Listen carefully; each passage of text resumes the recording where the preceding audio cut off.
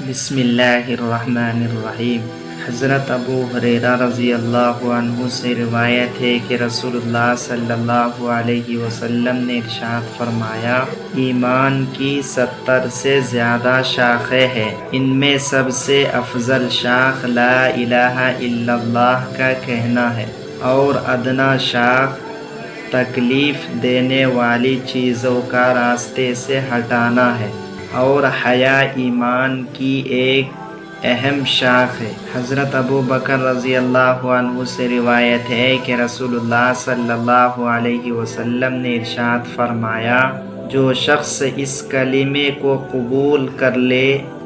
جس کو میں نے اپنے چچا یعنی ابو طالب پر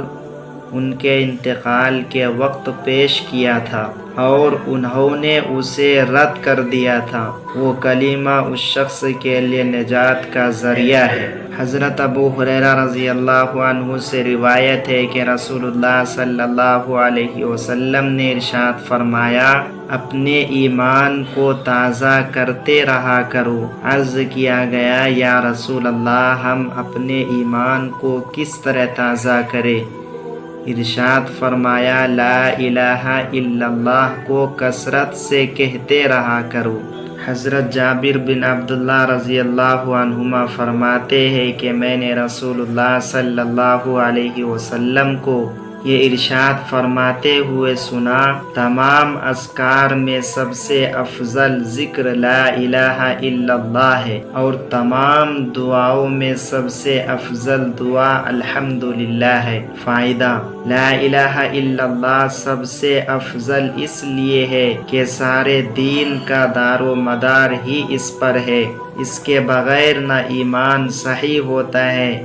اور نہ کوئی مسلمان بنتا ہے۔ الحمدللہ کو افضل دعا اس لیے فرمایا گیا کہ کریم کی تعریف کا مطلب سوال ہی ہوتا ہے، اور دعا اللہ تعالی سے سوال کرنے کا نام ہے۔ حضرت ابو ہریرہ رضی اللہ عنہ فرماتے ہیں کہ رسول اللہ صلی اللہ علیہ وسلم نے ارشاد فرمایا، یعنی جب کوئی بندہ دل کے اخلاص کے ساتھ لا الہ الا اللہ کہتا ہے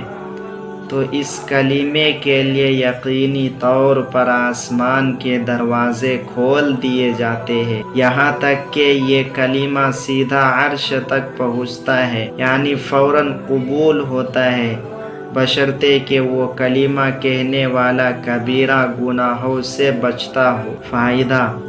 اخلاص کے ساتھ کہنا یہ ہے کہ اس میں ریا اور نفاق نہ ہو۔ کبیرہ گناہوں سے بچنے کی شرط جلد قبول ہونے کے لیے ہے، اور اگر کبیرہ گناہوں کے ساتھ بھی کہا جائے تو نفع اور ثواب سے اس وقت بھی خالی نہیں۔